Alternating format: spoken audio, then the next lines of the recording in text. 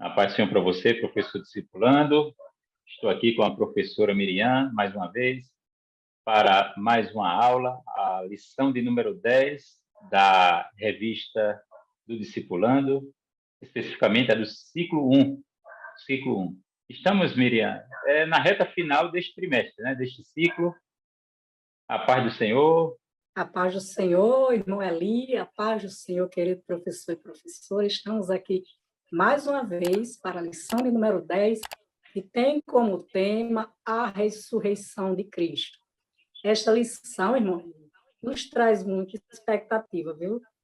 Porque quando nós, com relação à aprendizagem, eu falei na lição passada, falo nessa novamente, sempre estudamos sobre esse tema, mas sempre ela nos traz uma experiência nova, algo diferente. Mas eu quero falar algo para você, irmão Eli, para o senhor não sair daí, para o professor que está nos ouvindo também não sair, porque eu tenho uma curiosidade. Jesus Cristo morreu, deu a vida por nós, ressuscitou, e nós sabemos que essa lição novamente vai falar sobre alguém que queria uma prova de que Jesus havia ressuscitado. E como é o nome desse alguém? O famoso Tomé. E muitas pessoas o julgam. Ah, Tomé, homem de pouca fé, qualquer coisa. Não, é um Tomé. Mas, irmão Eli, nós que somos eternos aprendizes, alunos, não é? Sim.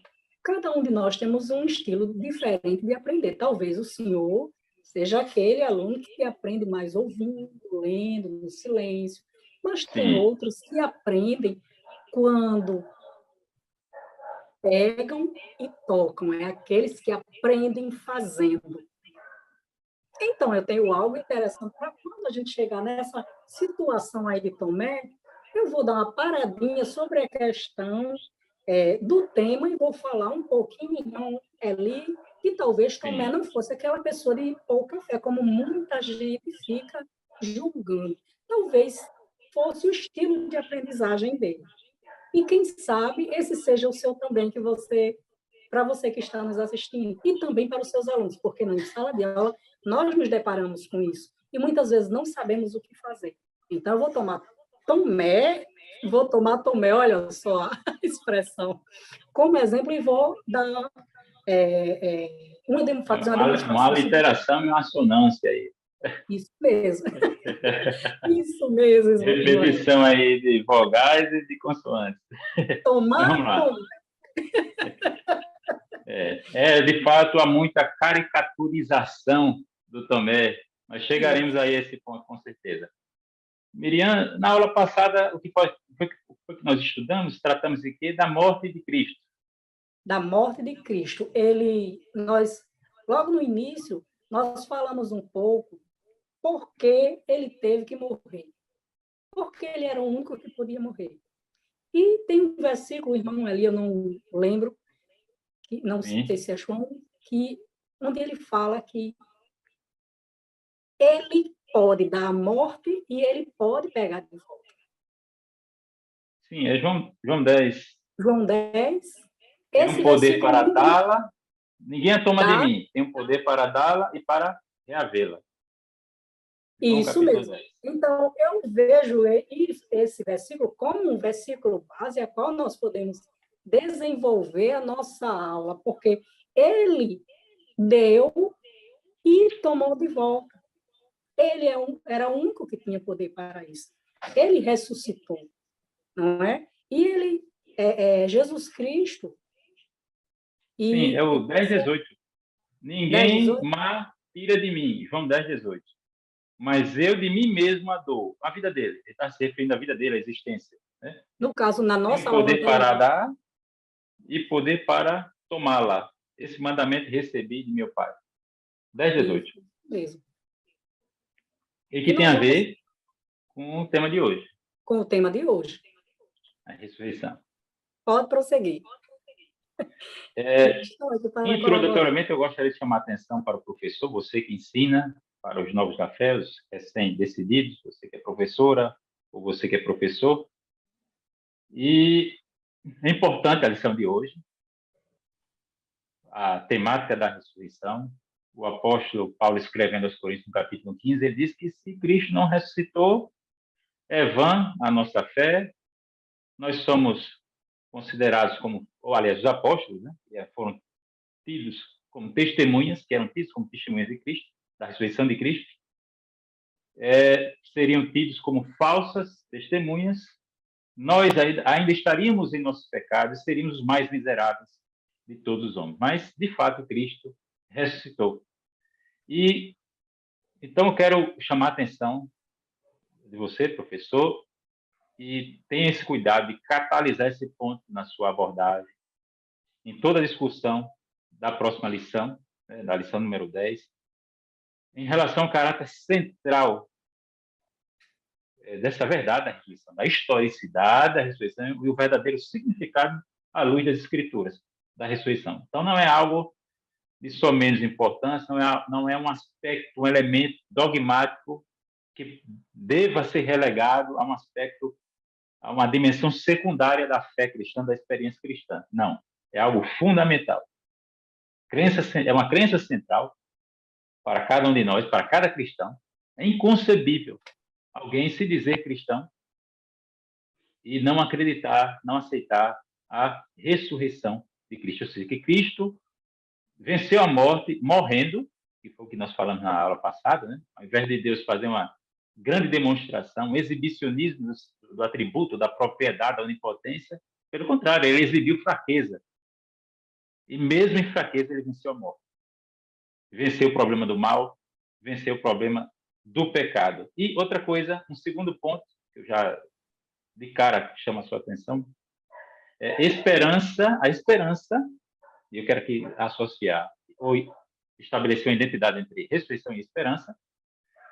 A esperança da ressurreição nunca fez parte do imaginário pagão, das crenças pagãs. Nenhuma outra religião, né? Assim como também não fala de graça, nenhuma outra religião, outro tipo de manifestação religiosa, independentemente da etnia, né? Fora do contexto da cristandade, nenhuma outra concebeu essa noção de ressurreição de que a Bíblia trata alguém que volta a viver para o mesmo corpo, né, ou com o mesmo corpo, para nunca mais morrer. Isso não faz parte da crença pagã, da esperança pagã, se é que existe algum tipo de esperança, né, de crenças crendices, da expectativa e do imaginário religioso pagão. Isso é uma tradição fortemente ligada, indubitavelmente ligada à tradição judaico-cristã em todo. Então, tá certo? Noeli, O cristianismo é a religião da esperança. O que nós podemos falar sobre isso, sobre outras ressurreições que relatam na Bíblia. Já tratamos sobre isso em alguns estudos, que não houve ressurreição fora a ressurreição de Cristo. Lázaro não foi ressurreição, a filha de Jairo, dentre outros. Eles despertaram do sono da morte. E isso porque eles despertaram para morrer de novo. E Cristo, ele ressurgiu para nunca mais morrer. Tanto que não é a mesma palavra no grego, que é anastasis. Isso. A palavra para ressurreição. Você não encontra lá no contexto de Lázaro, no contexto da filha de Jairo.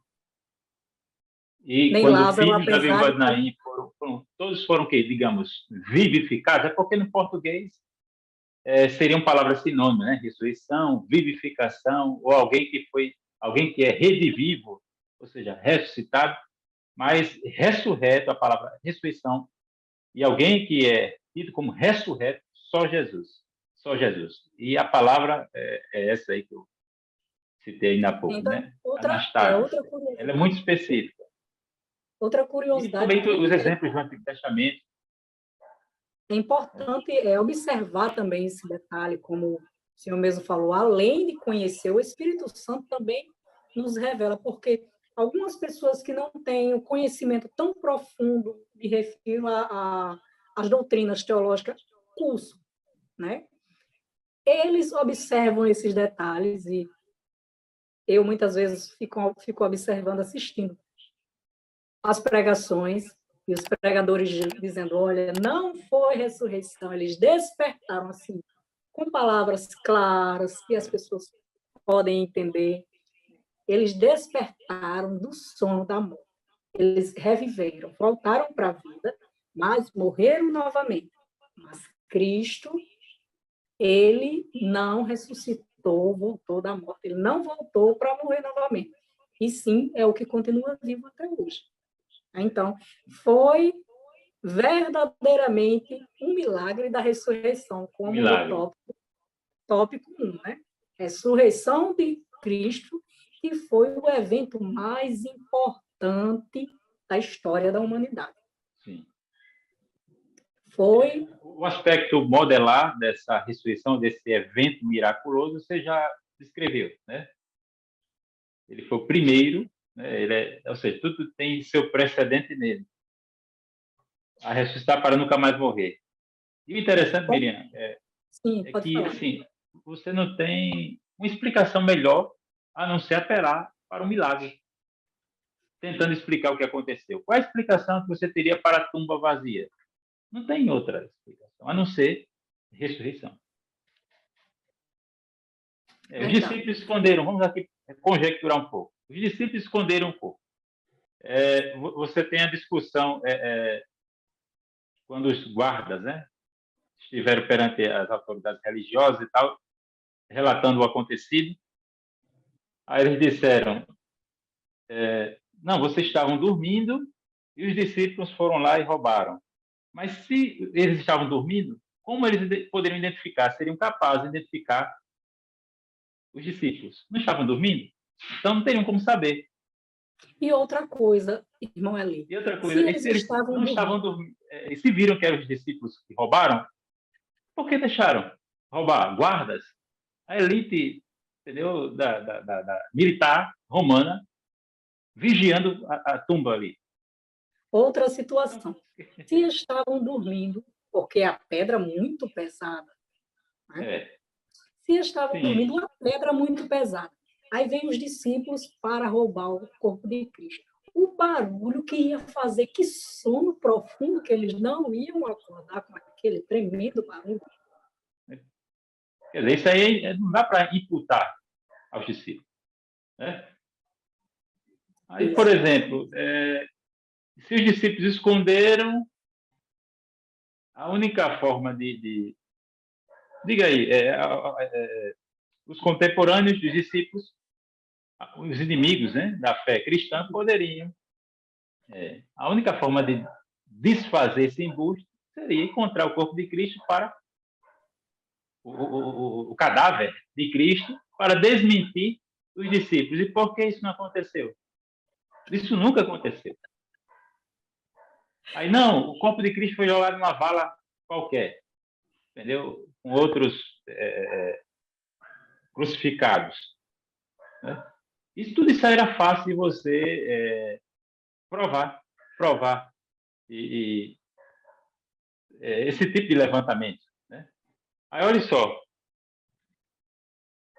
Diga que é oportunidade para frustrar e envergonhar a comunidade primitiva. Né? Vocês estão dizendo que Jesus ressuscitou, mas está aqui o corpo. Mas cadê o corpo? Então, a única prova, a única forma de refutar a ressurreição é mostrando os restos mortais de Cristo. Cadê? De que é feito, né? Onde está? Tá certo? Então, isso aí está fora de cogitação.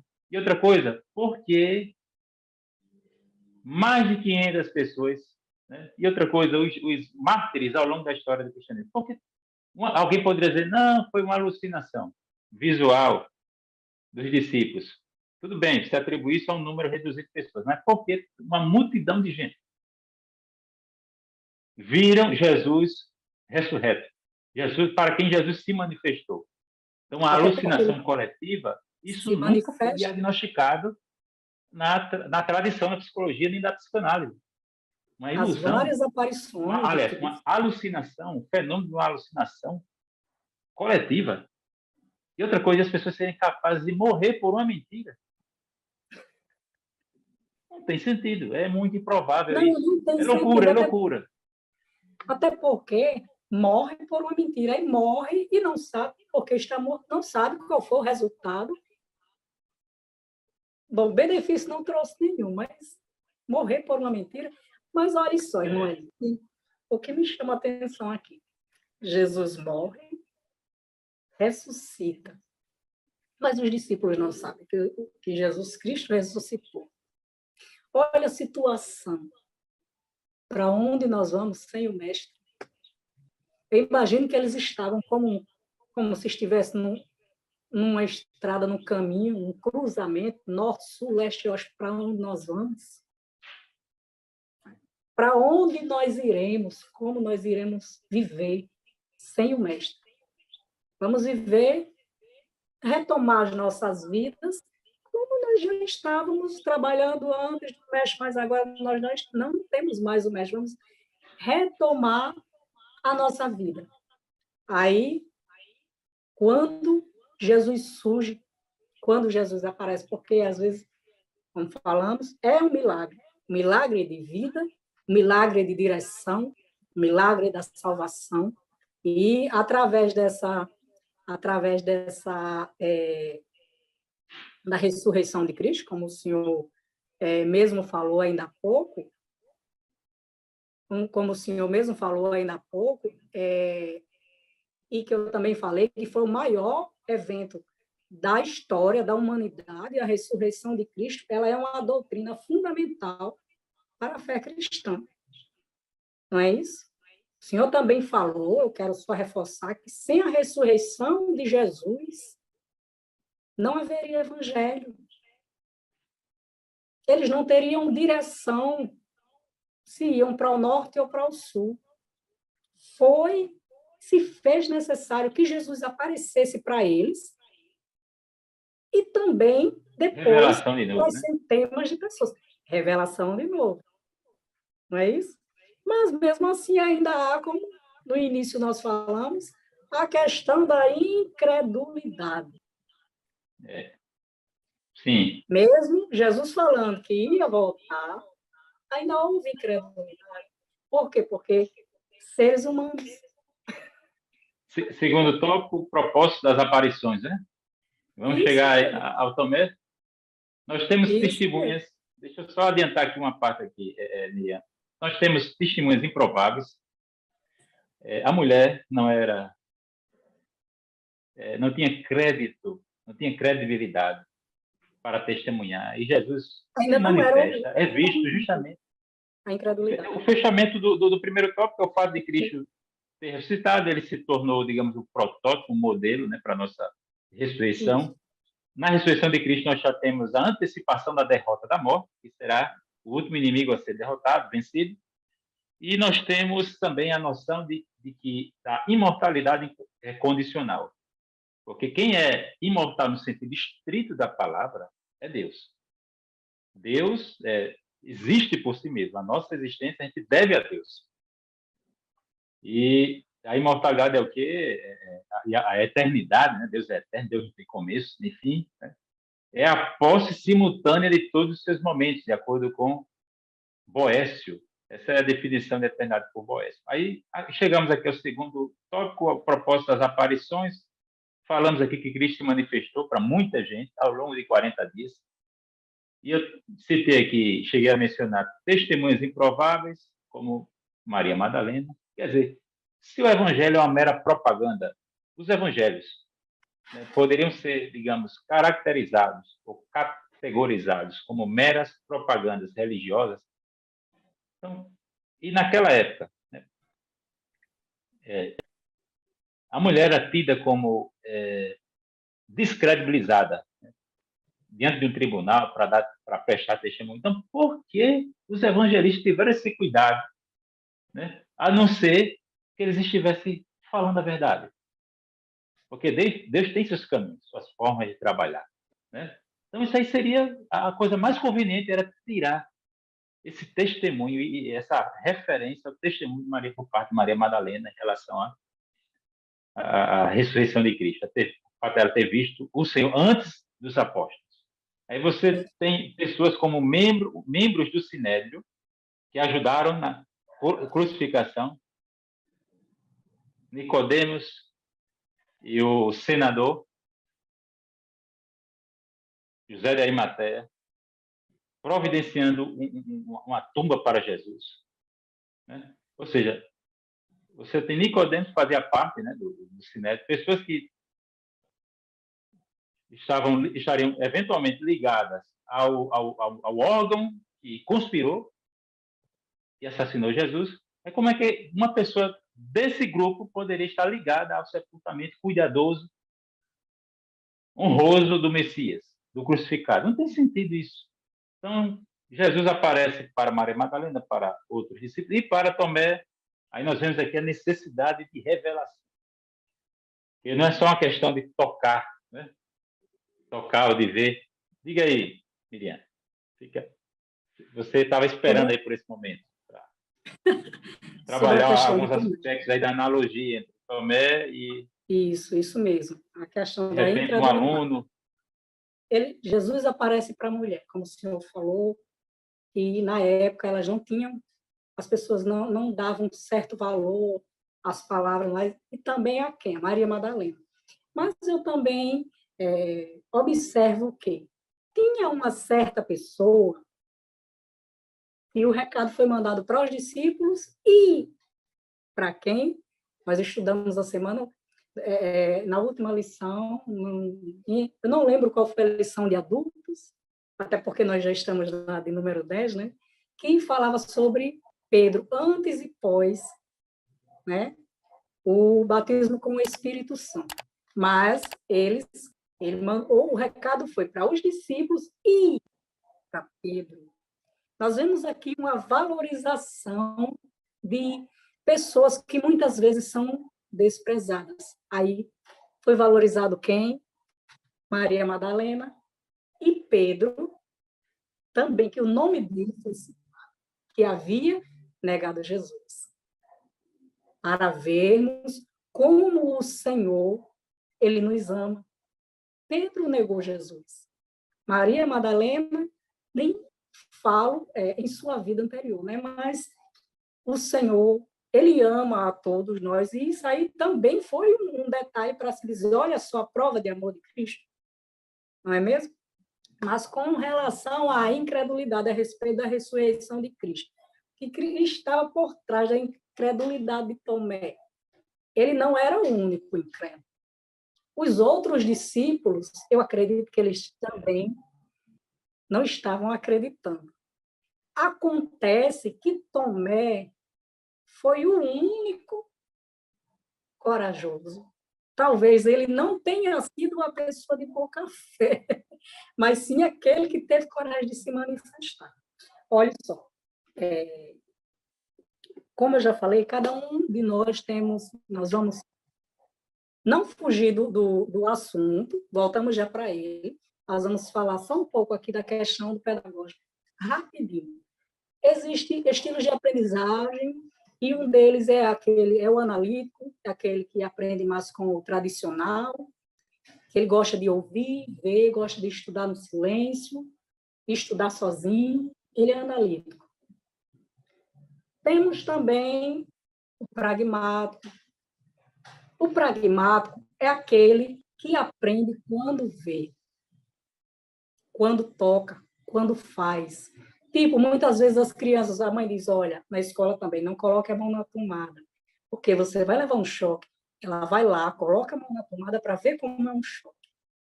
Outra questão do estilo de aprendizagem pragmático também são, até muitas vezes, irmão, ali, obreiros dentro da igreja, que às vezes nós não entendemos por que eles caíram no mundo. É o estilo de aprendizagem, muitas vezes, pragmático. Ele vai lá, sofre, apanha, depois volta, como a parábola de quem? Do filho pródigo. Ele precisou ir, conhecer, sofrer na pele para voltar com o aprendizado. Então, Tomé pode ser, ele poderia ter, eu não sei, ele poderia ser um aprendiz pragmático. porque ele pediu para ver, pediu, não é isso? Ele disse, olha, aqui, quero ver as marcas, quero tocar. Isso. Eu vi que ele foi pregado, eu imagino aqui ele dizendo, olha, eu vi, pregaram, então lá arrombou de um lado para o outro, foi um furo lá, então eu quero colocar o dedo, eu quero ver as marcas, eu quero ver de perto, eu quero uma prova. Então, esse aí é o aprendiz pragmático. Para você, professor, que gostaria de conhecer melhor se seu aluno ele é um analítico, se ele é interativo, se ele é um aluno pragmático, e assim você poder melhor fazer o seu planejamento para que possa atender a necessidade do aprendizado do seu aluno, eu indico para você, porque acredito que Tomé era pragmático, esse livro aqui fala sobre estilos de aprendizagem, ele fala sobre os 4 estilos, ele também traz propostas, irmão Eli, de muitas atividades para ser realizadas em sala de aula com os alunos, e eu aprendi bastante, melhorei muito com os meus alunos, trabalhando com esse livro aqui, né? Nós também trabalhamos muitas palestras, realizamos palestras nos setores, com esse assunto, viu? E era isso que eu queria falar. Agora nós vamos voltar. O nome do livro é Estilo de Aprendizagem, a editora é a CPAD, e o valor dele é um valor bem acessível. Ele é muito bom, esse livro. Vamos voltar para Tomé, a questão da incredulidade. Eu espero que você, além do conteúdo que nós estamos tratando, também tenha absorvido um pouco, para você não perder a paciência, porque às vezes tem alunos que confrontam o professor, que perguntam, que querem provas, e outros dizem não. Quando você chega em sala de aula, eu já vi professores dizer assim, irmão Eli, eu não suporto aquele aluno. Quando eu venho com conteúdo, ele já sabe tudo que eu estudei e até além do que eu vou levar. Esse aí é o aprendiz dinâmico, porque ele estuda tudo e mastiga e absorve tudo. Porque ele espera de você, professor, uma novidade.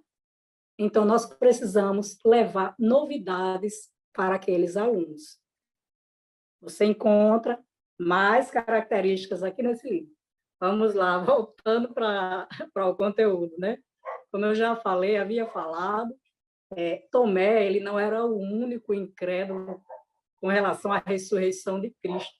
Ele foi ousado, ele expôs a sua dúvida, mas ele se destacou como homem de pouca fé, como já falamos, até os dias atuais. Mas o que eu gostaria de falar sobre isso, irmão Eli,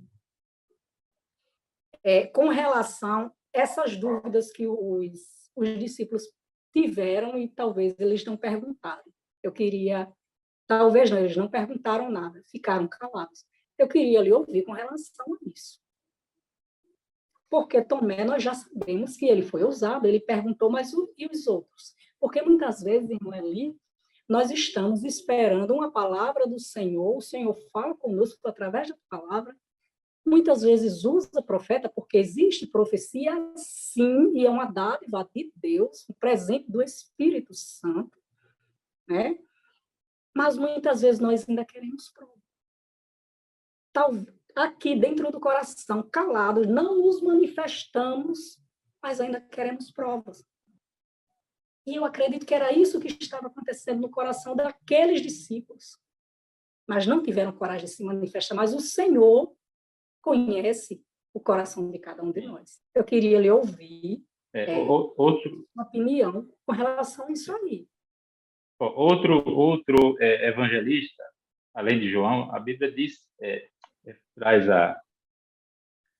a referência de que Jesus lança em rosto a incredulidade deles. Aí está lá, no plural. Deles. Então, você tem essa referência nos sinóticos. No Evangelho de João, você tem esse drama de Tomé. E o interessante é que Tomé diz assim, de fato, existe um componente de incredulidade, de ceticismo, de descrença em Tomé, porque Jesus disse, não seja incrédulo, mas crente. Jesus chega depois a dizer para ele, não seja incrédulo, mas crente. Então, de fato, ele experienciou ali uma incredulidade em um determinado nível, e é claro que isso tem a ver com a sua constituição, com o seu temperamento, com o seu modelo de aprendizagem, poderia sim fazer, digamos, esse tipo de leitura, hoje, né, com mais ferramentas. Mas o interessante é que Tomé, ele coloca como condição tocar o corpo, as feridas, né? Tocar as chagas, especificamente onde Jesus foi ferido. Ele cita o lado e cita os cravos nas mãos, né? Mas depois que Jesus se revela para ele, aí ele não insiste mais em querer tocar. O interessante é isso. Outra coisa, Noeli. Só para fechar, arrematar, esse evento, né, qual é o grande resultado, o produto desse acontecimento, dessa experiência de Tomé, esse drama de Tomé? É que nós temos uma grande declaração da divindade de Cristo. Senhor meu, Deus meu. Né? Proferido por Tomé, ou seja, um reconhecimento da divindade de Cristo. Reconhecimento da divindade. De que outra forma nós teríamos esse tipo de declaração se não fosse, digamos, a partir de uma experiência como essa?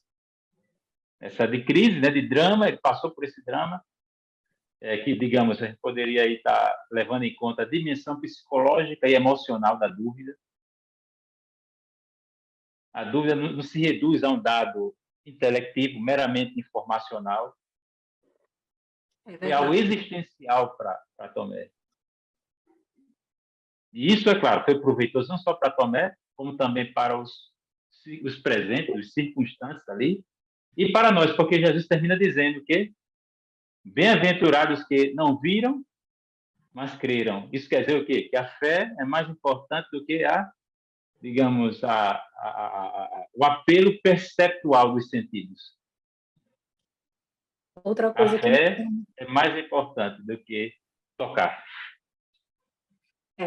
Outra coisa que me chama a atenção também é que o Senhor conversa com Tomé sobre isso aí, eles presenciam, mas o Senhor também, ele pergunta pela comida. Sim. Isso aí também foi uma prova de que a ressurreição de Cristo era real. Ele não era um fantasma, nem estava ali como um espírito, porque ele pergunta pela comida, ele come junto com os discípulos, não é verdade? Sim. A prova de que a ressurreição dele era real. Mas, e Jesus preocupado com a evidência, né? A evidência do milagre. Isso mesmo. Só esclarecendo, Miriam, esse evento aí da comida foi para aqueles discípulos do caminho de Emaús. Jesus só termina aqui esse encontro, né, com Tomé e os discípulos. Bem-aventurados que não viram e creram. Aí João ele segue fazendo um comentário. Jesus, pois, operou também em presença dos discípulos também muitos outros sinais que não estão escritos nesse livro. Agora, é claro, no capítulo seguinte nós temos os discípulos que tinham ido pescar depois desse acontecimento.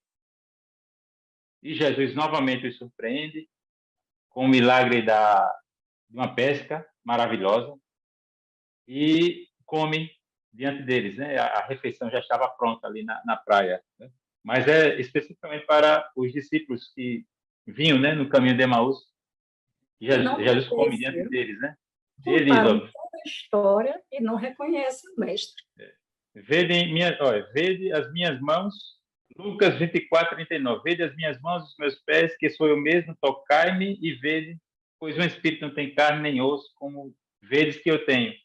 E dizendo isso, mostrou-lhes as mãos e os pés, e não crendo eles ainda, por causa da alegria, olha só, um fator aí afetivo, né, emocional, por causa da alegria, e estando maravilhados, disse-lhes, tens aqui alguma coisa que comer? Pronto, é no registro de Lucas. e você tem essa essa preocupação de Jesus em demonstrar os sinais, as provas da sua ressurreição. Aí no registro de Lucas. De João, João silencia, ele não fala da ressurreição, como você bem citou. Tá? Mas, irmão Eli, o Senhor poderia muito bem ter aparecido aos discípulos, porque não foi somente um episódio de aparição. Aparições foram muitas, é isso? Ele aparece a mulher, depois discípulos e assim sucessivamente, depois as pessoas. Ele poderia muito bem ter aparecido e não é verdade? E já está, não, somente aparecer para a glória, ter com o meu Pai, mas ainda ficou por um período de 40 dias. Ensinando, né? Ensinando. Por que motivo? Ensinando aos discípulos, até porque, como falamos ainda há pouco, eles estavam como se eles iam voltar a ter a vida normal e não estavam sem rumo, porque o mestre não estava mais com eles. Não é isso? E fica o Senhor o quê? 40 dias ensinando e deixando mandamentos, inclusive a grande comissão. Miriam, deixa eu só caminhar aqui para a nossa conclusão. Terceiro tópico, rapidamente, em razão do avançado aqui, da hora, o significado da ressurreição de Cristo. Eu vou dizer aqui 3 frases. Exaltação de Cristo é o significado da ressurreição, né? Porque ele, desde a encarnação, ele vinha, você tem a humilhação de Cristo, até ele descer a cova. Ali é o nível máximo de humilhação. Aí nós temos a ressurreição de Cristo como um elemento que evidencia a sua exaltação. Na ressurreição de Cristo, nós temos a nova criação se manifestando nesta ordem, né? Ou seja, é como se a gente estivesse provando a virtude no mundo vindouro, um mundo já reconciliado com Deus.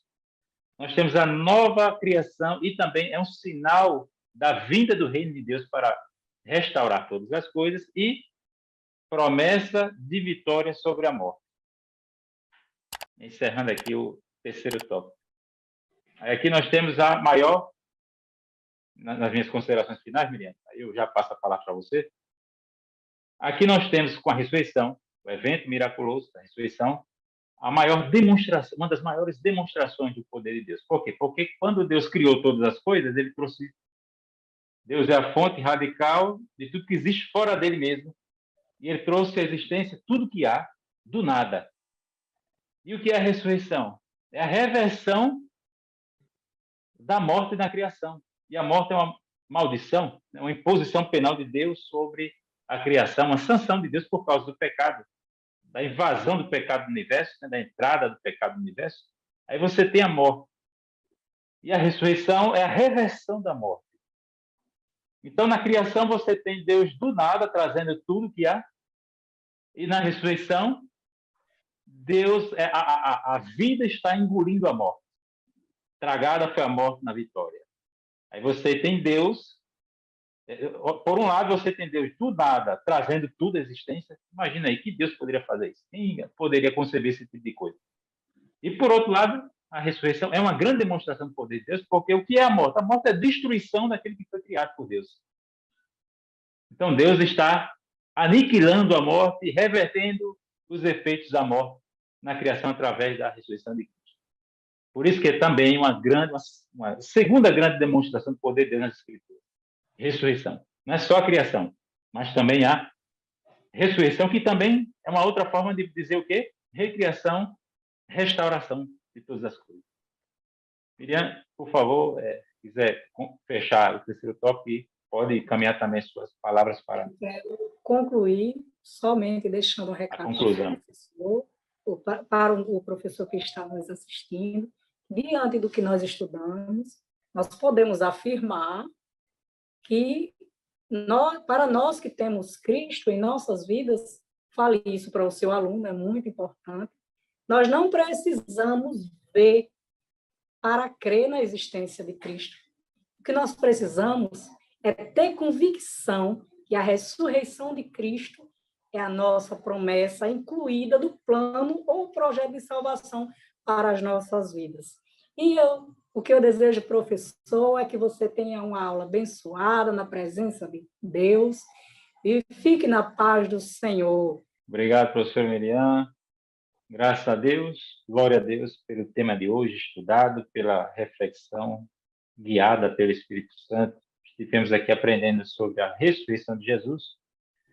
E na próxima aula, lição número 11, estaremos aqui mais uma vez. E para você que pela primeira vez acessou o conteúdo deste canal, você está vendo aqui o EBD Síntese Podcast, que é uma realização do DENEC, Departamento de Ensino e Educação Cristã, e um evento, né, da Assembleia de Deus, um grande projeto que Deus tem abençoado muitas vidas através deste instrumento que é o podcast. A Deus a nossa gratidão, mais uma vez, por esta aula, e que Deus nos abençoe e até o próximo encontro, se o Senhor nos permitir. A paz do Senhor. A paz do Senhor.